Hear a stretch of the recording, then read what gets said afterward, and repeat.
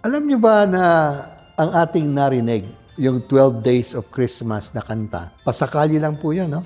Meron palang ibig sabihin. Ito pala ay galing sa England. Alam nyo, may mga Katoliko sa England na bawal pag-usapan ang Catholic faith. Pero ang galing po, may nakaisip para hindi mawala ang Catholic faith sa mga Katoliko, ginawa nila itong kantang ito. On the first day of Christmas, my true love said to me. Di ba? Or my true love gave to me. Ang true love pala, si Diyos yun. Siyempre, me, ako. Nakatanggap ako ng tunay na pagmamahal sa akin ng Diyos. Ano yon?